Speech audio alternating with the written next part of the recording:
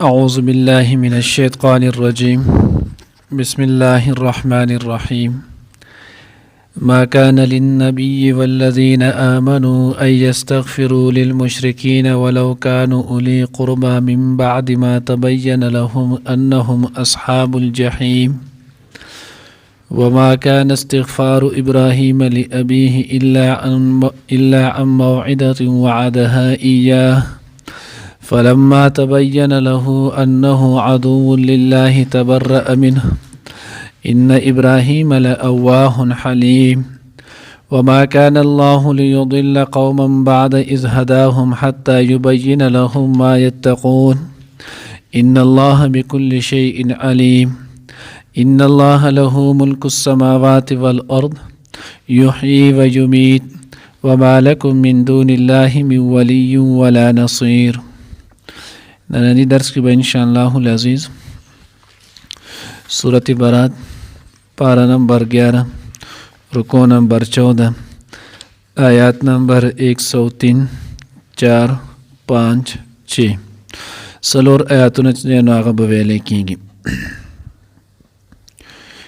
د آیات شان نزول متعلق هغه لیکلي دي. شان نزول د آیات هغه دادي چې کله د حضور علیه الصلاۃ والسلام تر ابو طالب سے چې دوی د نبی علیه الصلاۃ والسلام سره ډیر زیات هغه مجاهدې برداشت کړې وي او نبی علیه الصلاۃ والسلام سره ډیر زیات محبت هم تر دې چې د خپل هغه ټول قبیله هغه خلک د دنه مخالف شي ولو خو دوی د حضور علیه الصلاۃ والسلام مرګسیا چې هغه نه پرېښودي خو چونکې ایمان چې هغه په قسمت کې نه ولو بهرحال نو کله چې د مرګ وخت نږدې شولو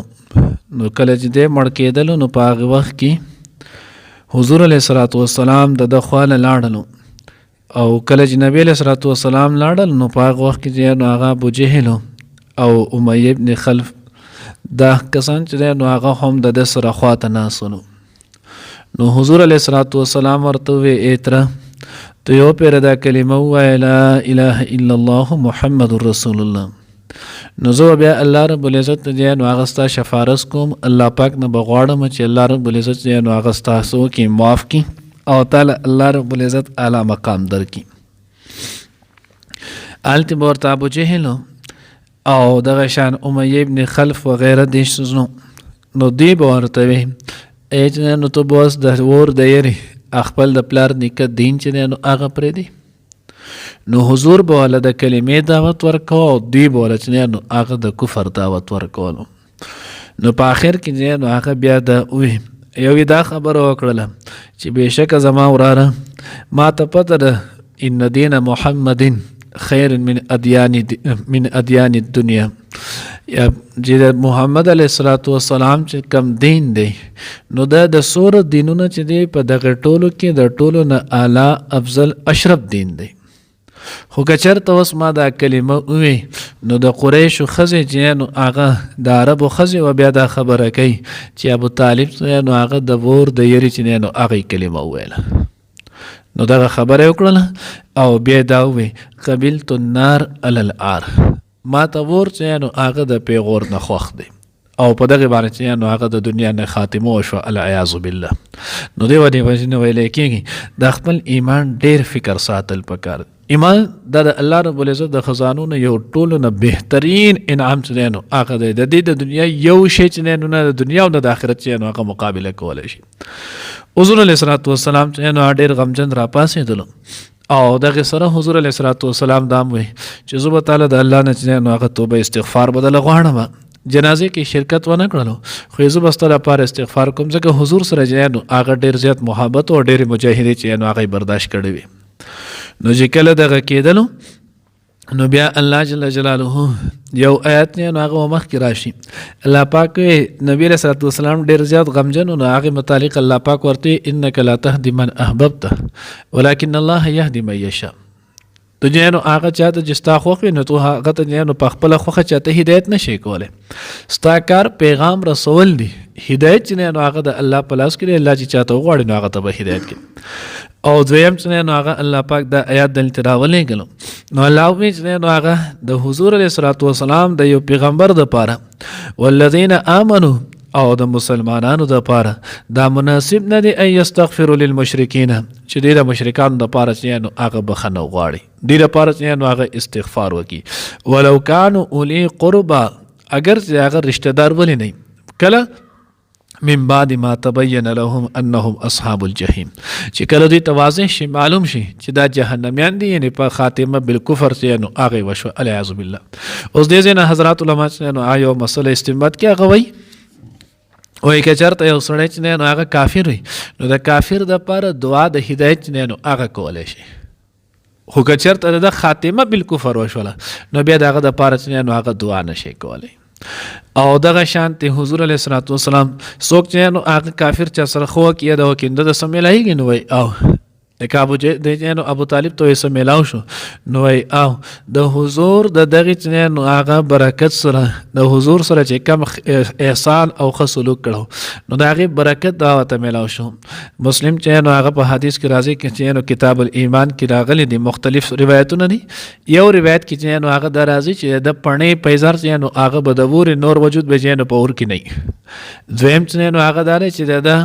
د دې خپې دا کم خلک چې قدم کېږي تلي د لاندې ځای دا خالي چې کم چې په ځمکه نه لګي بس دې ځای کې به داسې یو ورکوټې شانتې سکروټه چې نو هغه په دغه ځای کې کېږي په دې کې به څومره سکروټه راځي خو د دې دواړو تپش به څومره ګرمایش به څومره نو حدیث مبارکه کې راځي د دې به دومره تیز نو هغه ګرمایشي چې دا به د خپې د لاندې چې نو هغه دغه یو خس کروټه پروته وي او د هغې د ګرموالي د وجې نه په مسر کې به مازغه داسې خوټ کېږي لکه څنګه چې کټوی راوخوټ کېږي او د هغه خوړ لاړی کوي العیاذ بالله. نو دا د ټولو نه او په جهنمیانو کې د ټولو نه ادنا درجې سزا چې دی نو هغه به د ابو طالب وي او د هغه دا ده. الله چې زموږ د ټولو حفاظت وکړي. نو ځکه یې دغه کېږي. نو وما کان استغفار ابراهیم لابیه د دې شان موضوع متعلق چې نو هغه دغه لیکلی چې کله حضور داسې استغفار وکړو نو صحابه کرام رضوان الله تعالی اجمعین نو دا هغوی چې هم څوک مخکې په حالت د کفر شرک تللی ول نو دا هغوی هم استغفار شروع کړو. نو چې بیا کله دغه آیات رالو نو صحابه وویل د الله رسوله ما خو به دغې نه منع شو خو ابراهیم علیه الصلاۃ والسلام پلار خو هم ازر د دنیا نه کافر تلو او بیا د هغې باوجود چې نو ابراهیم علیه الصلاۃ والسلام ولا استغفار چې نو هغه کولو د هغه دپاره چې نو استغفار یې کړی دی نو الله رب العزت موږ ولې منع کوي. نو الله جل جلاله دا هغې ذکر وکړلو ما کان استغفار ابراهیم لابیه الا ان موعده ابراهیم علیه الصلاۃ والسلام چې خپل پلار ازر دپاره کم استغفار کو کومه توبه چې نو الله پاک نه ولا غوښتله نو دا خو د هغه سره یو واده شي و د هغې وعدې ته چې نو هغې کولو واده سوه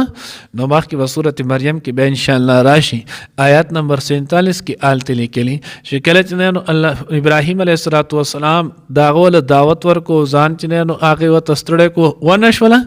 او په آخره کې ابراهیم علیه الصلاۃ والسلام چې نو هغه علاقه پرېښودله او هجرت یې کولو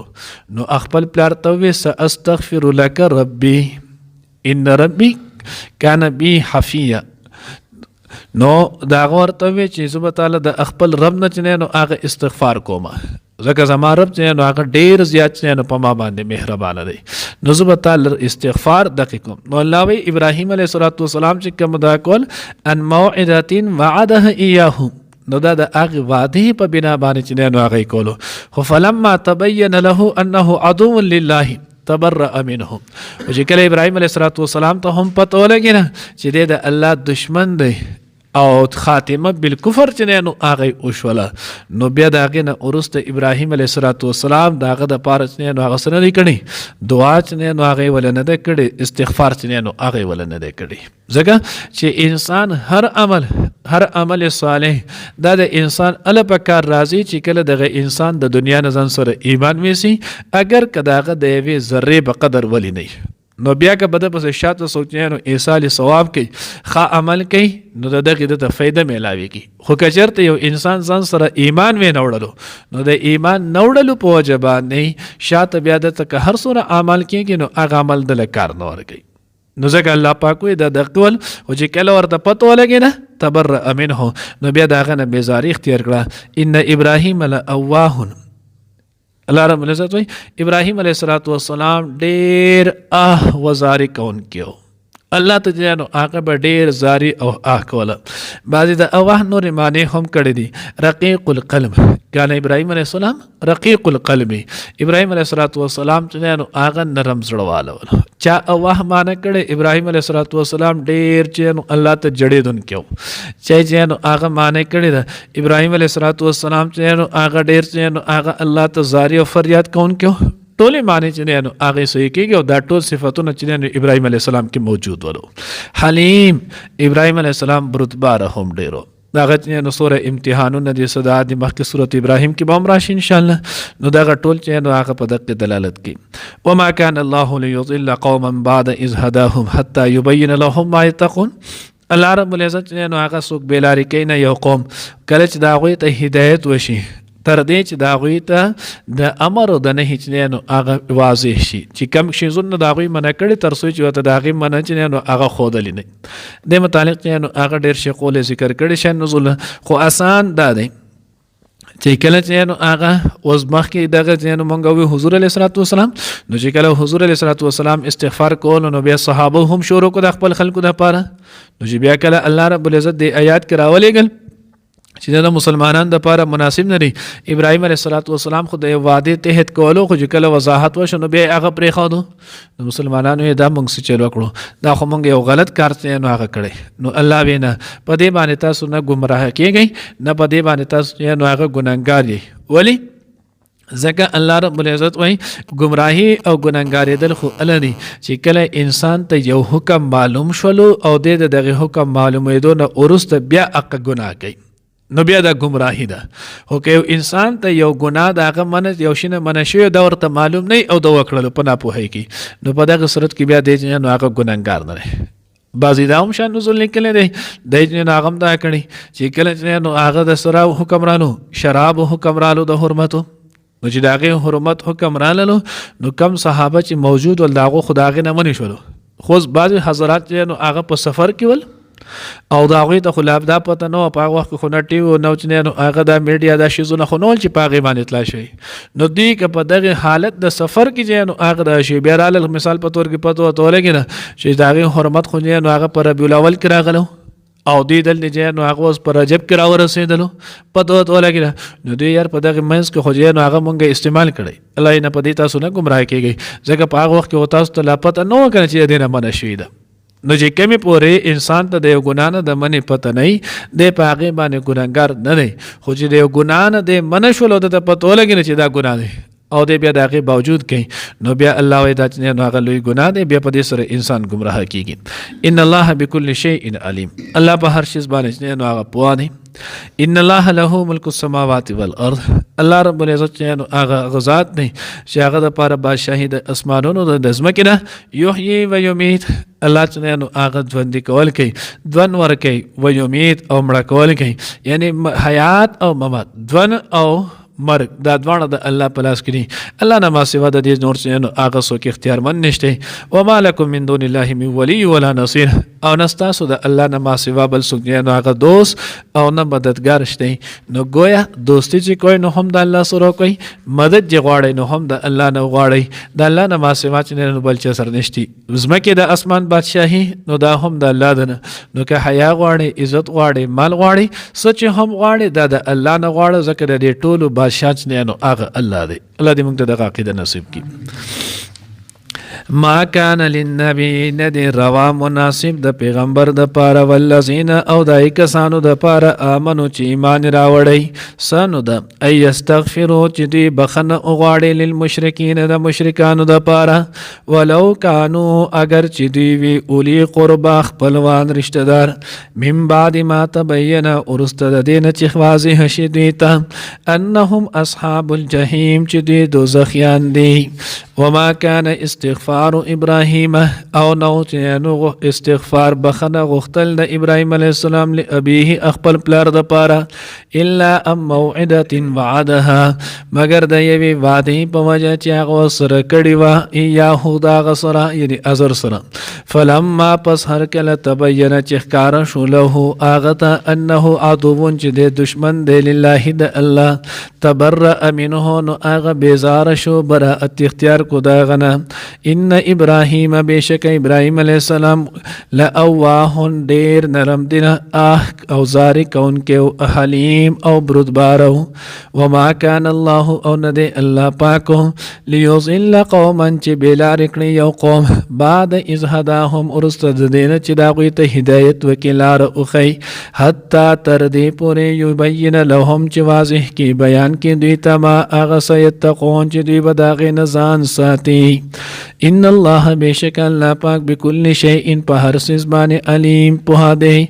ان الله له ملک السماوات والارض بشک د الله د پاره د بادشاہي د اسمانونو د ځمکې یحیی و یمیت اغه ژوند کوي او مړه کوي ان ځوان او مرګ ور کوي وما لكم او نشته تاسو د پاره من دون الله د الله نه ما سوا من ولی سوک دوست ولا نصير او نه مددگار